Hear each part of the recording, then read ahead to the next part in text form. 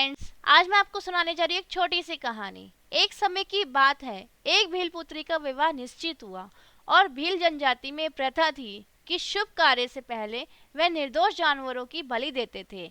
इसी प्रथा के तहत कुछ निर्दोष जानवरों को बलि देने के लिए पकड़कर लाया गया। जब ये निर्दोष जानवरों को भील पुत्री ने देखा तो उसके मन में इनके प्रति दया आई और उसने सोचा कि मेरी वजह से इन निर्दोषों की जान चली जाएगी।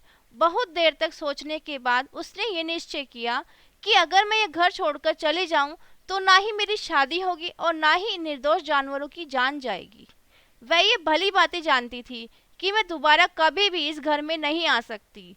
इसके बावजूद उसने घर से भाग जाने का फैसला लिया। घर से निकलने के बाद अब उसे रहने के लिए एक आश्रय की जरूरत थी। आश्रय की खोज में वह बहुत से गांव में गई, परंतु वह नीच जाति के होने के कारण किसी ने भी उसको आश्रय देने से मना कर दिया।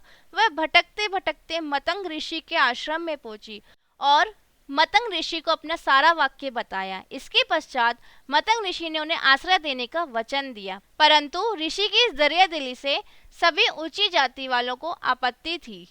इसके चलते मतंग ऋषि को तिरस्कार का सामना करना पड़ा। फिर भी वह अपने वचन से पीछे नहीं हटे और भील पुत्री को अपने आश्रम में जगह दी। भील पुत्री उनके आश्रम में रहने लगी और सारा कामकाज करने लगी। इसके साथ साथ उसने वहां अपनी शिक्षा भी प्राप्त की। समय बीतता गया। एक दिन मतंग ऋषि अपने ध्यान में बैठे थे तो उनको आभास हुआ कि उनका समय आ गया है। तभी उन्होंने भील पुत्री को बुलाया और कहा, पुत्री, तुमने इस आश्रम को बहुत कुछ दिया है, अब मेरे जाने का समय आ गया है। मैं अपना देह त्यागने से पहले तुम्हें आशीर्वाद देना चाहता हूँ। बोलो पुत्री, तुम्हें क्या चाहिए? ये सुनकर भील पुत्री की आंखों में आंसू आ जाते हैं और कहती है, आप मेरे पिता के समान हैं, मैं आपके साथ जाना चाहती हूँ। तभी मतंग ऋषि कहते हैं, नहीं पुत्री, मेरे जाने के बाद तुम्हें इस आश्रम को संभालना है। तुम्हें तुम्हारे कर्मों का फल मिलेगा। एक दिन श्री राम जी यहाँ पर आएंगे और तुम्हें मोक्ष की प्राप्ति होगी। ये कहकर मतंग ऋषि अपना देह त्याग देते हैं। अब भील पुत्री आश्रम की सेवा में लग जाती है। उसे भगवान श्री राम जी के आने का सही समय पता नहीं था, तो वह रोज आश्रम को सजाती और मीठे फल इकट्ठे करती। ऐसा वह हर रोज करती। एक दिन वह तालाब में पानी भरने जाती है।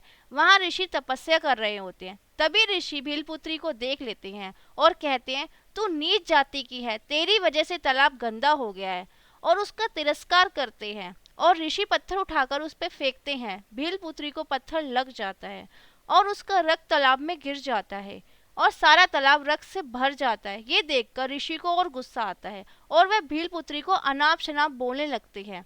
भील पुत्री बिना कुछ कहे वहां से चली जाती है। फिर गंगा यमुना का जल उस तालाब में डाला जाता है, किंतु फिर भी तालाब वैसी का वैसी रहता है। कुछ समय के बाद जब वहाँ श्री राम जी अपनी पत्नी सीता की खोज में आए, वहाँ के लोगों ने श्री राम जी को वहाँ पर बुलाया और आग्रह किया कि वह इस रक्त को पुनः जल में बदल दे। भगवान राम तालाब को देखते ही सब समझ जाते हैं, परंतु उनकी बात रखने के लिए तालाब के रक्त में अपने पैर रख देते हैं, लेकिन कुछ नहीं होता। फिर भगवान राम ऋषि को आईना दिखाने के लिए उनसे पूछते हैं कि ये सब कैसे हुआ, मुझे विस्तार से बताइए। तब ऋषि उनको सारा वाक्य बताते हैं और कहते हैं, हे भगवान, उसी शूद्र की वजह से ये तालाब गंदा हुआ है। तब भगवान राम दुखी होकर कहते हैं, ये रक्त उस देवी का नहीं, मेरे हृदय का है, जिसे तुमने शब्दों से घायल किया है। तब श्री राम जी ऋषि से कहते हैं कि आप उस देवी को बुलाइए और उनसे क्षमा मांगिए। तभी भील पुत्री को बुलाया जाता है। दोस्तों, क्या आप जानते हैं वह भील पुत्री कौन थी? शबरी। जब शबरी को ये पता चलता है कि भगवान श्री राम जी आए हैं, तो वह मेरे प्रभु श्री राम, मेरे प्रभु श्री राम कहते हुए दौड़ी दौड़ी चली आती है।